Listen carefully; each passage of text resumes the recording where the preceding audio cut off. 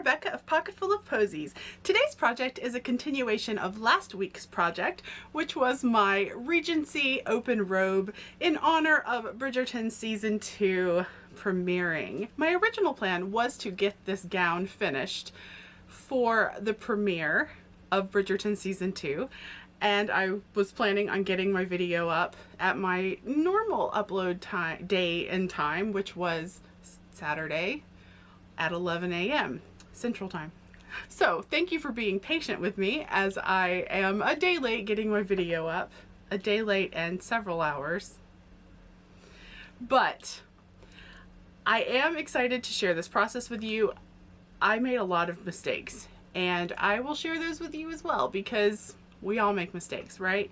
So without further ado, let's get into it. Here we go.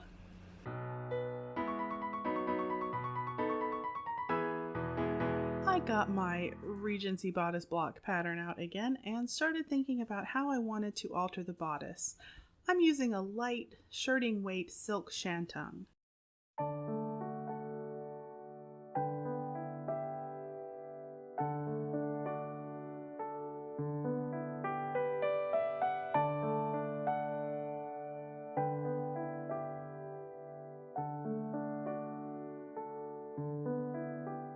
I decided to use the width of the original bodice front for my new bodice center front piece that will be gathered. I did end up trimming the top points later to make the piece rectangular. This is how it will attach to the side bodice front piece. I next turned and pinned a narrow drawstring channel on the top of the center front piece.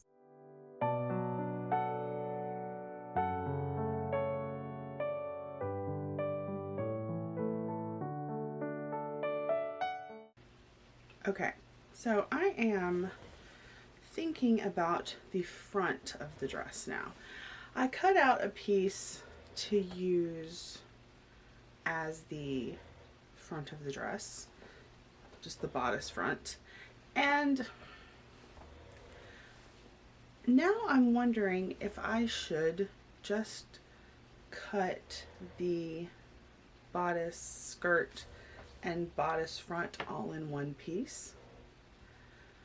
I'm thinking this because I remember when I was making my chemise a la grunge, I had seen Kate of Willoughby and Rose on Instagram.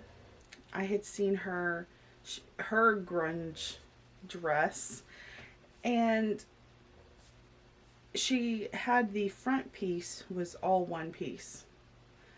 And she put a drawstring in the neckline and then wore it with a sash so it didn't need to be gathered at the waist, though I will need to gather it at the waist. But that's why I was going to cut them separately, because I thought that would be easier, because then I'd have a defined point where I want the waist to be, rather than dealing with a lot of fabric all at once. So I've got my mock-up, and I'm thinking of using this as the lining, but then I was also thinking, do I really need lining? But I think I do want lining. Just, it makes it easier attaching the skirt and everything. You attach it to the lining and then you sew the fashion fabric over it. And I think that's what I want to do. Just really like I did with this, the same idea. The skirt is all attached to the lining and then this is sewn over it. Do I use this piece for my front, sew the skirt panel onto this, and then do a drawstring casing where the skirt and this front piece meet? Or do I cut an entirely new piece and just cut the front and the skirt all in one.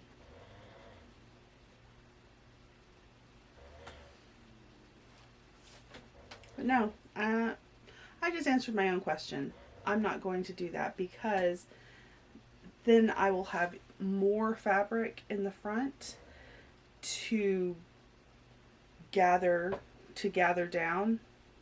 So I'm going to leave this as is, sew the skirt to this, do the drawstring here, and hopefully that will work.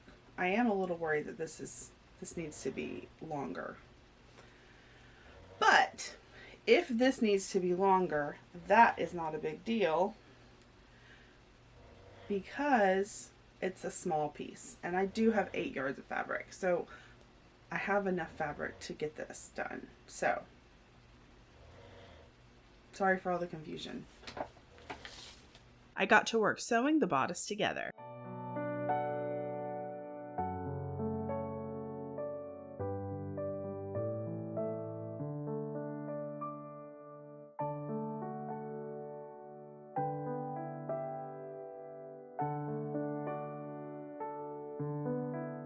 I went ahead and sewed the shoulder straps on as well.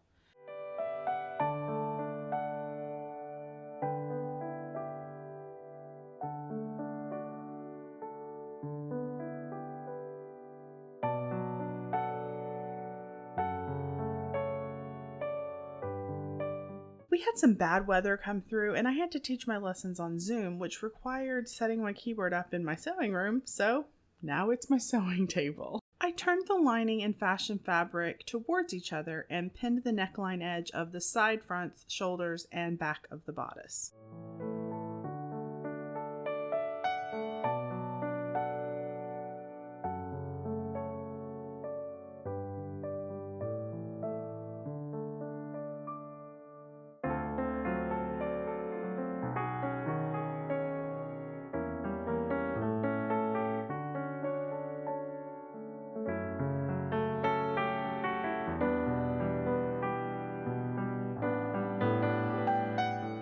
I checked in on Freya before sewing those edges down with a whip stitch.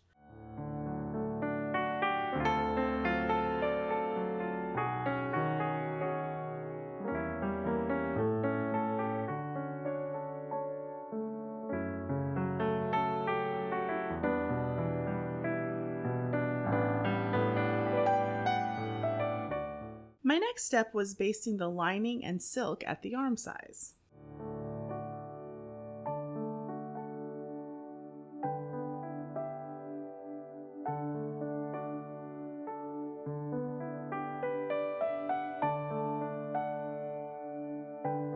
Lucius helped out, of course.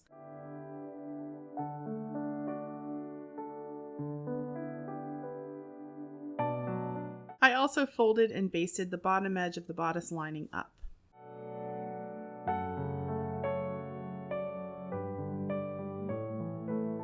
To the machine to sew gathering stitches on all of the skirt panels.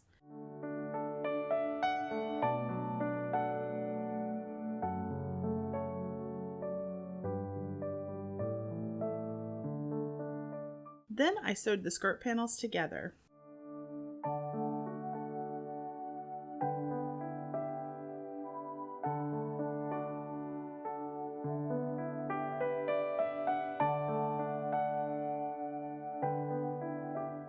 And I used the selvage edge, so I didn't have to do any seam finishing there. Next, I pinned the skirt to the bodice lining and gathered it to fit.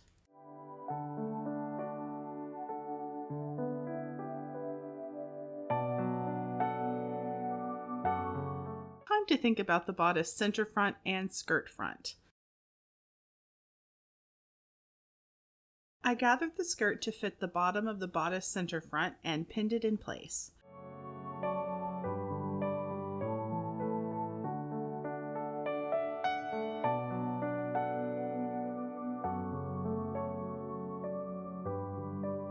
For the neckline edge, I sewed the drawstring casing I had previously pinned with a whip stitch.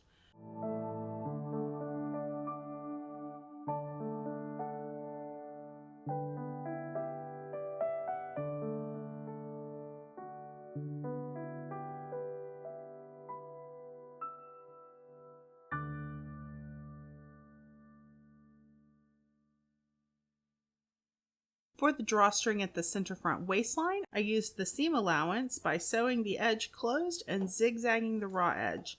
This was definitely a lazy move. I then threaded a drawstring through the opening I made at the center front, and I sewed the sides down to the bodice side fronts.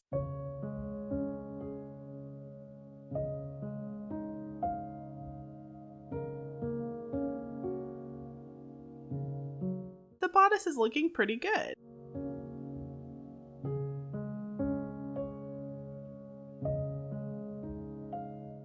Okay, so we are making progress. It's a little slow going, mostly because I didn't really think out my bodice as well as I should have. And so, hi kitty. And, ooh, okay, there you go. Kind of just figuring it out as I go along. And yeah, I think I'm going to add a waistband of sorts to the front, just the center front basically, where it's gathered, because I think having a more defined line there will look better. I think it looks okay just gathered, but I think having a defined line will be better. So what I'm going to do is I'm going to add a strip to the side and attach it on one side, like sew it down on one side, and then I'm going to put a hook on the other side so it will go just under my bust. I could have just added a waistband all the way around initially, but I didn't think of it. So I'm just adding a little waistband just to the center front, right under the bust, so that will define that area a little bit better. At least that is my hope. So here we go again. Trying out how that would look, and I like it.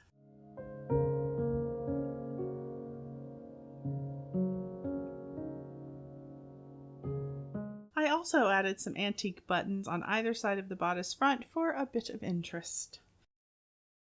I got to work sewing the bodice center front to the side fronts with a prick stitch. I did the same around the entire bottom edge of the bodice.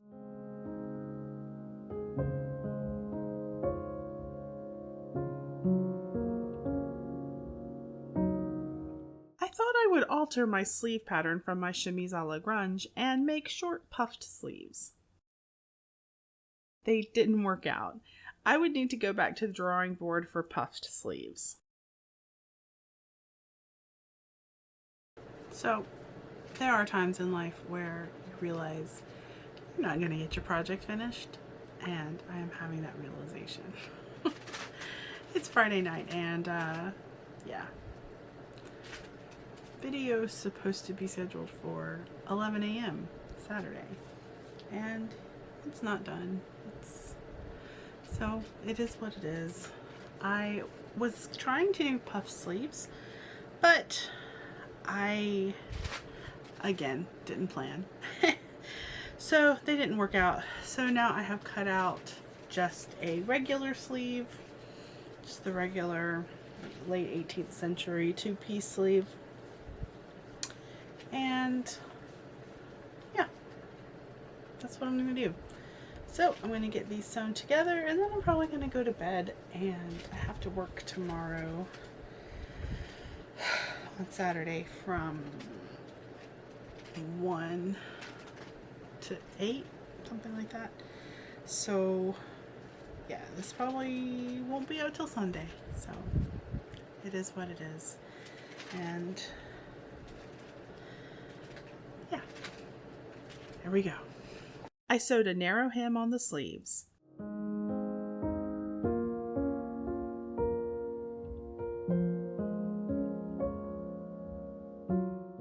My next step was getting the sleeves set. I did gather the tops to fit rather than pleat, but I tried to arrange the gathers towards the back. And of course I sewed one end with the gathers towards the front. So